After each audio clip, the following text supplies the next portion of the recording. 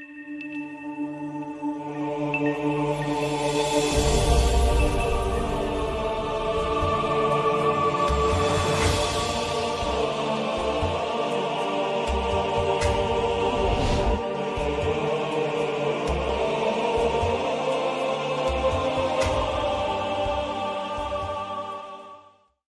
باللہ من الشیطان الرجیم، بسم اللہ الرحمن الرحیم، اللہم صلی علی محمد وآل محمد وعجل فرجہم۔ معزز ناظرین، السلام علیکم ورحمۃ اللہ وبرکاتہ۔ آپ دیکھ رہے ہیں آپ کا پسندیدہ پروگرام احکام اسلامی۔ لکھنؤ اسٹوڈیو سے آپ کا استقبال ہے اور ہمارے ساتھ موجود ہیں حجت الاسلام والمسلمین عالی جناب مولانا مصطفیٰ علی خان ادیب الہندی صاحب قبلہ۔ قبل اس کے کہ اس پروگرام کا آغاز کیا جائے، ایک حدیث مبارک آپ تمام ناظرین کی خدمت میں پیش کرنے کی سعادت حاصل کرتے ہیں۔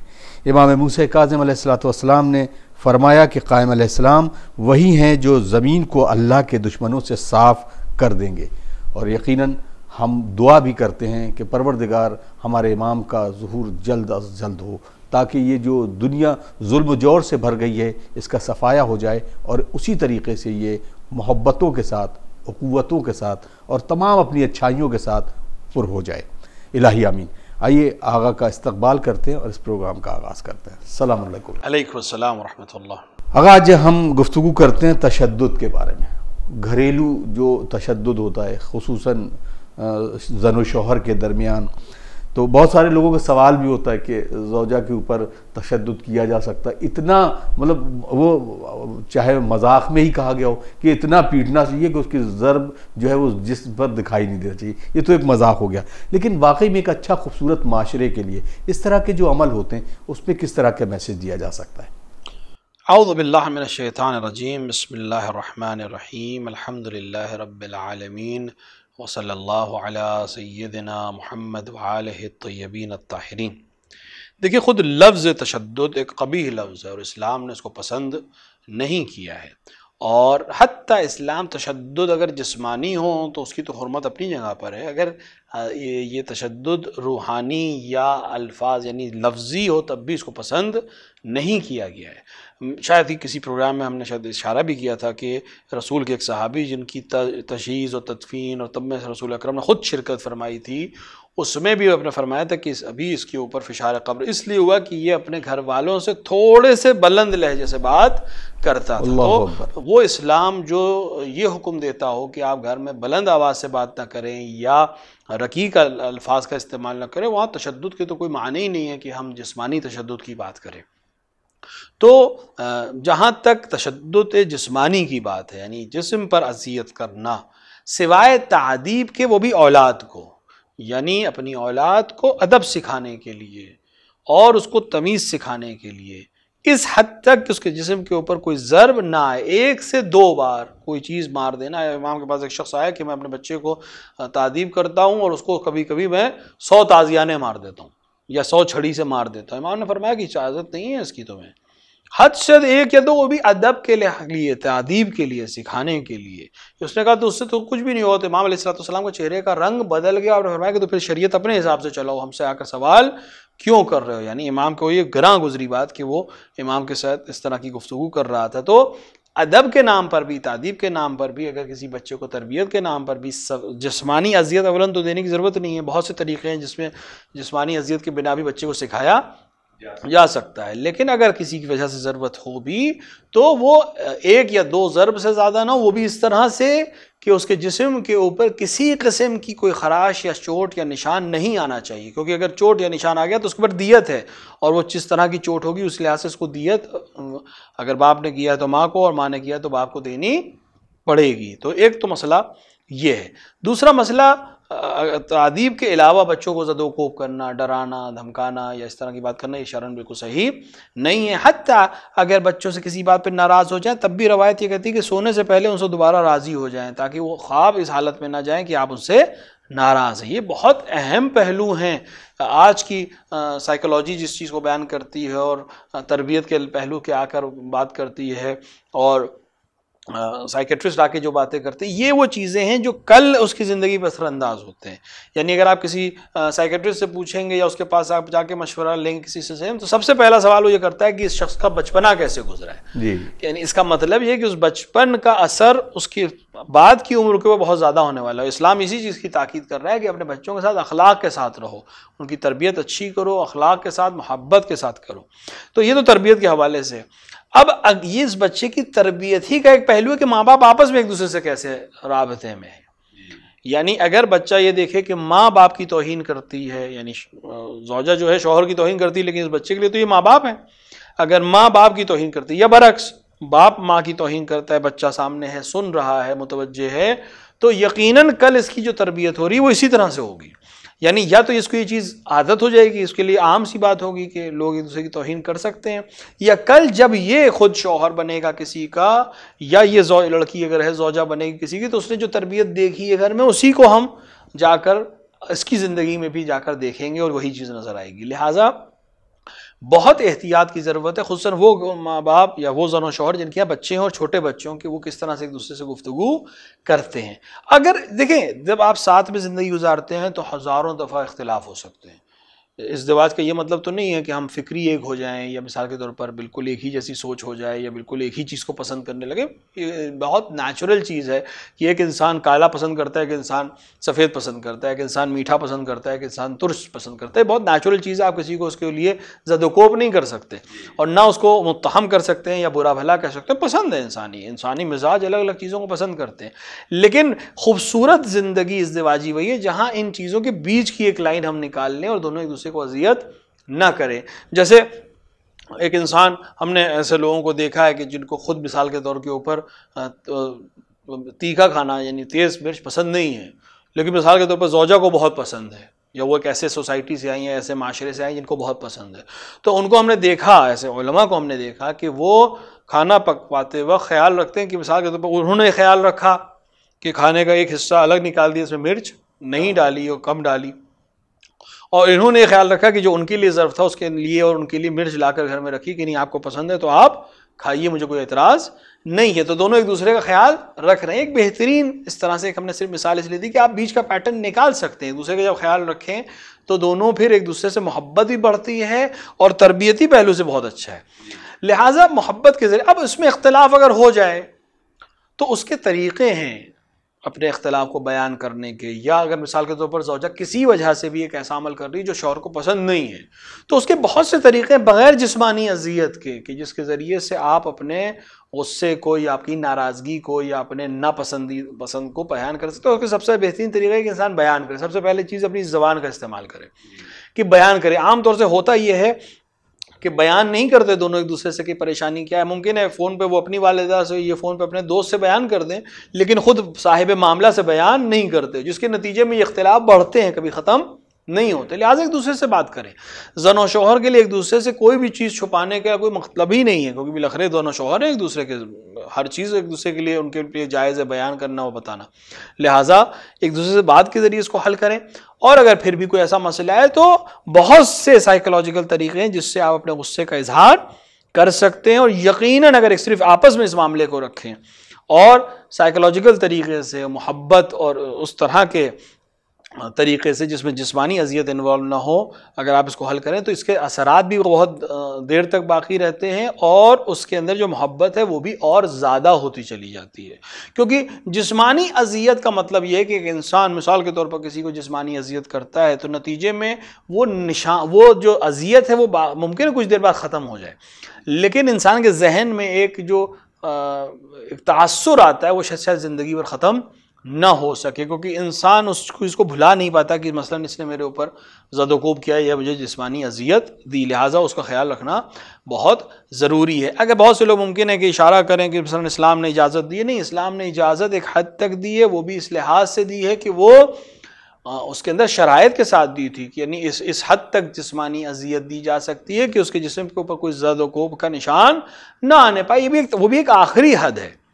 ورنہ جو بہترین طریقہ ہے وہ یہی ہے کہ ہم مثال کے طور پر شوہر بات نہ کرے زوجہ سے، تھوڑی دیر بات نہ کرے، خود یہ بھی ایک سبب بن سکتا ہے کہ وہ اپنے آپ اپنی غلطی کی طرف متوجہ، یا برعکس زوجہ اگر شوہر سے کسی وجہ سے ناراضی ہے، اس نے کسی حق کو پریشان عدول کیا ہے، تو وہ صرف بات نہ کرنے کے ذریعے سے بہت سے معاملات کو حل کیا جا سکتا ہے. کیونکہ جب آپ جسمانی اذیت پہ آتے ہیں تو اس کی جو پوٹینشیل ہے وہ یہ ہے کہ کچھ دن تک تو یہ ممکن ہے آپ کے لیے کارگر ہو، ورنہ پھر کچھ دن بعد ایک ایسے مرحلے میں انسان داخل ہو جاتا ہے کہ جسمانی اذیت کے باوجود بھی چیزیں مطلوب حاصل اسے نہیں ہو پاتی، تو ایک طرف سے گناہ بھی اس کی گردن پہ بڑھتا جا رہا ہے، دوسری طرف سے اس کا جو مقصد ہے وہ بھی حاصل نہیں ہو پا رہا. اس کے برعکس اگر آپ ذہنی اور عاطفی محبت کے ذریعے سے معاملے کو حل کرنا چاہیں تو شاید اگلی بار ضرورت بھی نہ پڑے، اور جتنی بار بھی اس کو کریں گے یہ عملی رہے گا اور اس کے اثرات بھی بہت مثبت مرتب ہوں گے. لہٰذا ایک اچھا گھر جو اہل بیت کے چاہنے والوں کا گھر ہے اس کو ایسا ہونا چاہیے جیسے اہل بیت کا گھر تھا. تو ہمیں کسی روایت میں نہیں ملتا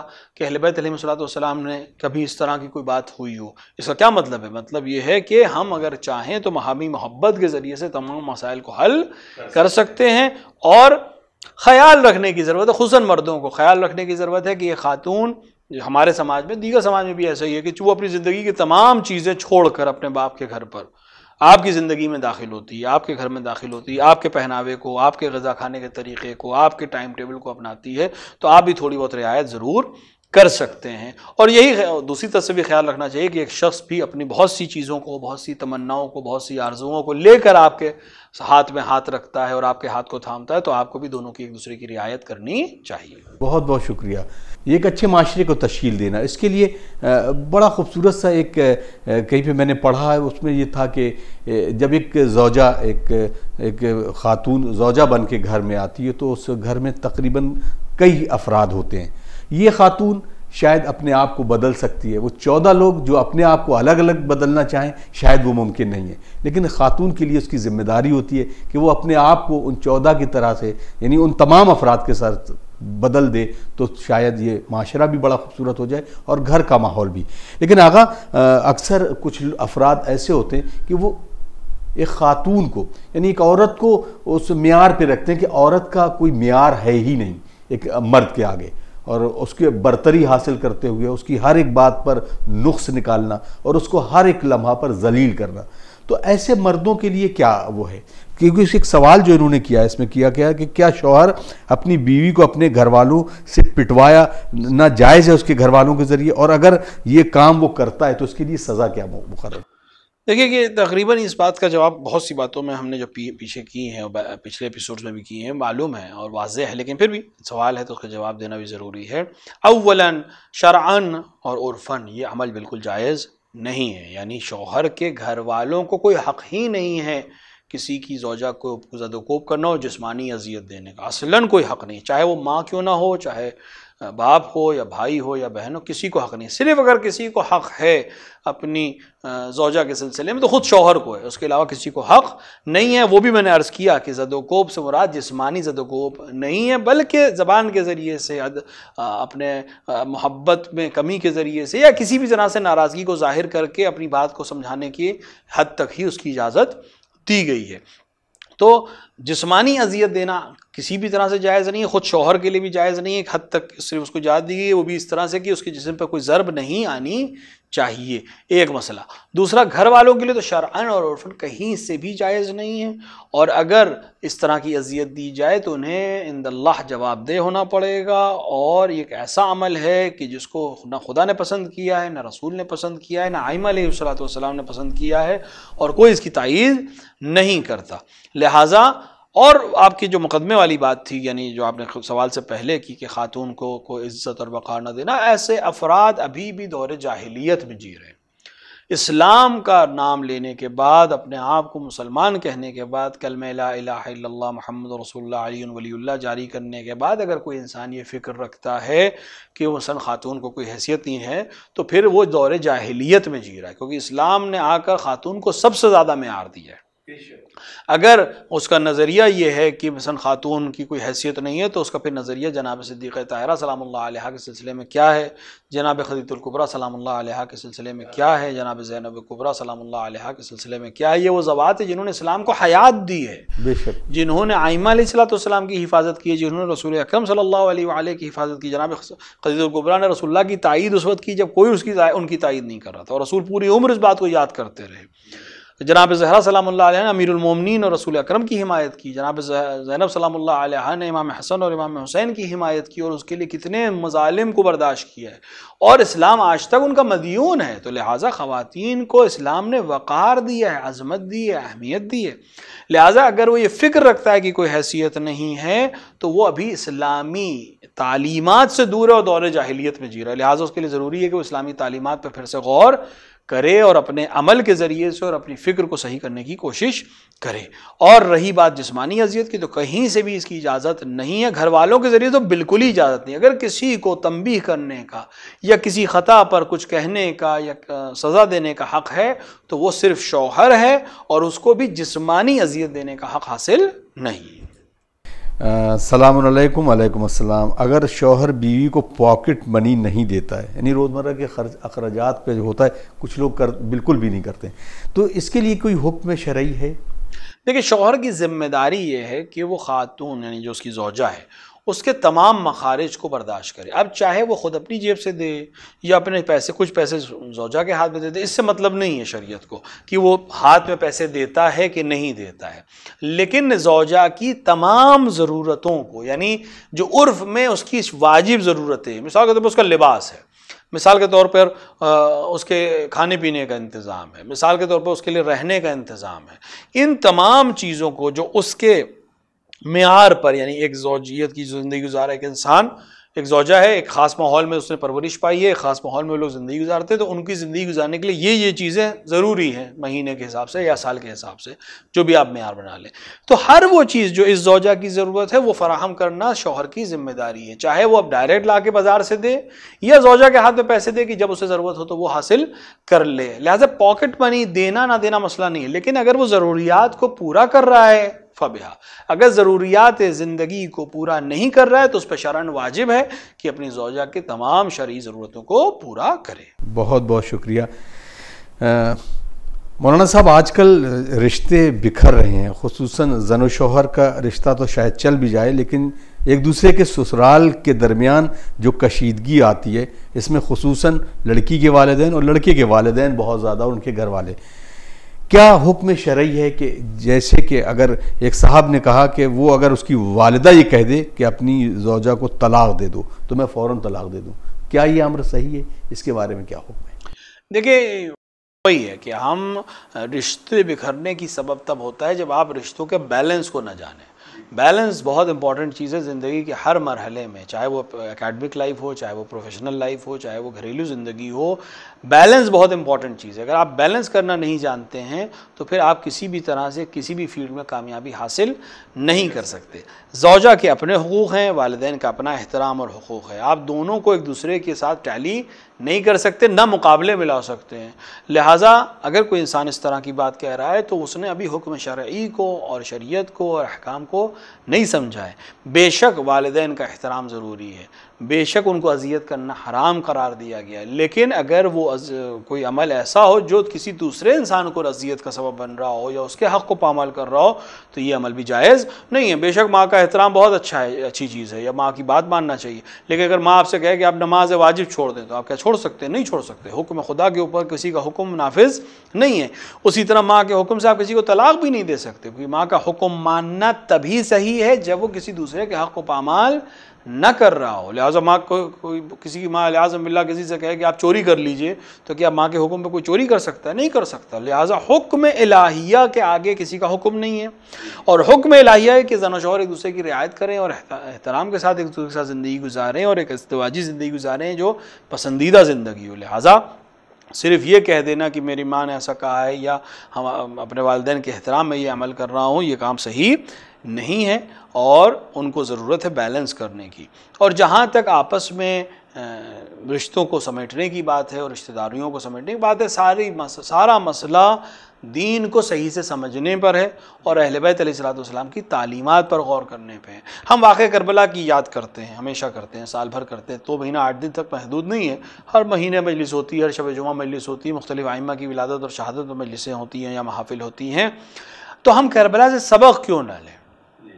کربلا میں تمام رشتے موجود ہیں، کربلا میں ہر طرح کے افراد بھی موجود ہیں، ہر طرح کے رشتے بھی موجود ہیں۔ کربلا ہمیں یہ رشتے کو کس طرح سے نبھانا ہے اس کا سبق بھی دیتی ہے، کس طرح سے ایک دوسرے سے رشتہ داریوں کے ساتھ ہم زندگی گزار سکتے ہیں، قربانیوں کے ساتھ ایک دوسرے کا سپورٹ کر سکتے ہیں، یہ بھی کربلا میں سکھاتی ہے۔ یہ اہل بیت علیہ الصلوۃ والسلام کے گھرانے کو اگر ہم دیکھیں، جناب خدیجہ الکبریٰ کی بیٹی ہیں جناب زہرا سلام اللہ علیہ، ملکۃ العرب کی بیٹی ہیں، لیکن امیر المومنین جو بوریا نشین ہیں اور فخر و فاخر کی زندگی گزارے، ان کے ساتھ انہوں نے بہت ہنس کھیل کر پوری زندگی گزاری۔ اور خود امیر المومنین علیہ الصلوۃ والسلام نے فرمایا کہ نہ زہرا نے مجھے کبھی اذیت کی، نہ میں نے کبھی زہرا کو اذیت دی۔ ایک معصوم کا جملہ ہے، یہ تربیت کا جملہ ہے کہ زن و شوہر کو ایسے زندگی گزارنی چاہیے کہ دونوں ایک دوسرے کے لیے سبب محبت اور راحت بنے، نہ کہ سبب اذیت بنے۔ رسول اکرم صلی اللہ علیہ وآلہ رشتے میں بھائی بھی ہیں، رشتے میں چچا بھائی بھی ہیں، اور بعنوان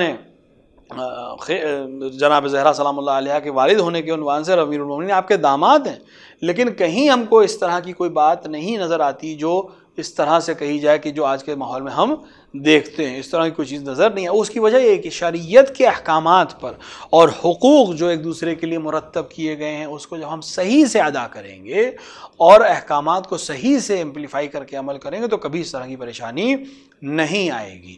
لہٰذا جو پہلی بات میں نے کہی تھی وہی پوری زندگی کا معیار ہے، بیلنس کرنا۔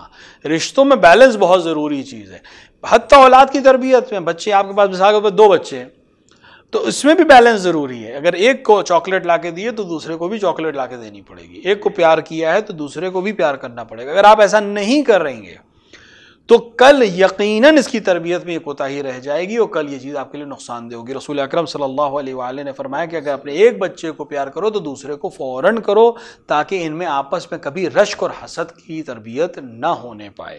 لہٰذا ہم دین کو صرف نماز اور روزے میں محدود کر دیتے ہیں، جبکہ دین نے ہر چیز کی طرف حکم دیا ہے، اور اس کے لیے بہت ضروری ہے کہ ہم علماء سے اور اس طرح کے جاننے والے افراد کے ساتھ بیٹھ کر گفتگو کیا کریں، جو آج تقریباً ختم ہو چکا ہے۔ لہٰذا اب انٹرنیٹ کا دور ہے، چلے آسان ہے، آپ سرچ کریں کس طرح سے تربیت کرنی ہے، کس طرح سے رشتوں کو نبھانا ہے، کس طرح سے رشتہ داروں کے ساتھ رہنا ہے، کس طرح سے قرابت داروں کا حق ہے، اور کس طرح سے زن و شوہر کو آپس میں زندگی گزارنی ہے۔ اگر ہم تمام حقوق کی رعایت کریں تو کبھی امبیلنس نہیں ہوگا، اور جب امبیلنس نہیں ہوگا تو بہت خوشگوار زندگی گزاری جا سکتی ہے۔ بہت بہت شکریہ آقا، کیونکہ آج بہت خاص موضوع بھی یہی ہے اور تمام سوالات بھی اسی پہ وہ ہیں۔ ایک صاحبہ نے سوال کیا ہے کہ خصوصاً یہ ایک دوسرے سے بات کو شیئر کرنے کے بارے میں سوال ہے۔ السلام علیکم مولانا صاحب، کیا میاں بیوی کے درمیان جو بھی باتیں وہ ایک دوسرے سے شیئر کی جانی چاہیے؟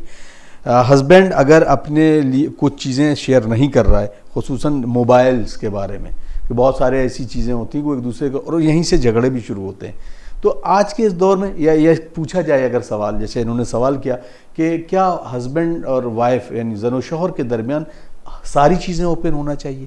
کیا کچھ چیزیں ایسی ہیں کہ جو اگر شوہر نہیں بتانا چاہ رہا یا زوجہ نہیں بتانا چاہ رہی تو وہ اپنے اس کے پرسنل اس میں ہو سکتا ہے؟ بالکل، یہ چیز کو جاننا بہت ضروری ہے کہ انسان کی زندگی کے 2 حصے ہوتے ہیں، ایک اس کی بہت پرسنل لائف ہے اور ایک اس کی ایسی لائف ہے جو دوسروں کے ساتھ زندگی گزار ہے۔ دوسروں میں بھی کچھ زندگی ایسی ہے جو زن و شوہر کی زندگی ہے، یعنی پرسنل ہونے کے ساتھ ساتھ زن و شوہر کا رشتہ ہے، اور ایک زندگی جو سماج کے ساتھ انسان گزار رہا ہے۔ ان سب کے حقوق ہیں، سب کی رعایتیں ہیں، سب کے پاس اپنے اپنے حق ہیں۔ لہٰذا اگر شوہر اپنی کوئی بات زوجہ کو نہیں بتا رہا ہے تو اس پر شرعاً کوئی ذمہ داری نہیں ہے کہ وہ ہر بات شیئر کرے، شرعاً اس کے اوپر کوئی ذمہ داری نہیں ہے۔ اسی طرح زوجہ پر شرعاً ذمہ داری نہیں ہے کہ اپنی ہر بات شوہر کو بیان کرے۔ ہاں، وہ بات جس کا تعلق شوہر سے یا شوہر کے حقوق سے یا اس کی عزت سے ہے وہ بیان کرنا اس کے لیے ضروری ہے. یا جیسے گھر سے باہر جانے کا حق ہے، یہ شوہر کے پاس حق ہے، تو بغیر شوہر کو بتائے وہ گھر سے باہر نہیں جا سکتی، بغیر شوہر کی اجازت کے کسی سے ملنے یا کہیں نہیں جا سکتی، حتیٰ گھر سے باہر نہیں نکل سکتی. لیکن باقی مثال کے طور پر وہ کسی کی مدد کر رہی ہے، اپنے پیسے جو شوہر نے اس کو پیسے دیے ہیں، اپنے گھر میں خاندان میں کسی کی مدد کر رہی ہے، شوہر کو اگر ہم یہ سوال کو اگلے ایپیسوڈ میں ضرور لیں گے، کیونکہ مسئلہ یہاں پہ یہ ہے کہ یہ جو شیئرنگ والا سسٹم ہے اس میں بہت سارے گھر بکھر رہے ہیں، اور آج کے دور میں موبائلز کے ذریعے بہت ساری باتیں وہ ایک دوسرے پہ شک کر رہا، وہ یہ سارے مسئلے انشاءاللہ اگلے ایپیسوڈ میں ہم ایک عنوان کے طور پر لیتے ہیں. ناظرین، آپ دیکھ رہے تھے پروگرام احکام اسلامی، اور اس میں خوبصورت گفتگو ہو رہی ہے ہمارے سماج، اس معاشرے کے لیے کہ ہم ایک اچھا معاشرہ کیسے تشکیل کریں. اپنے میزبان اطہر کاظمی کو اجازت دیجیے اس دعا کے ساتھ کہ انشاءاللہ اگلے ایپیسوڈ میں ہم موضوعات کے ساتھ آپ کے سامنے پھر حاضر خدمت ہوں گے. والسلام علیکم ورحمۃ اللہ وبرکاتہ. آئیے دعا کرتے ہیں. اللہم اجل ولیک الفرج.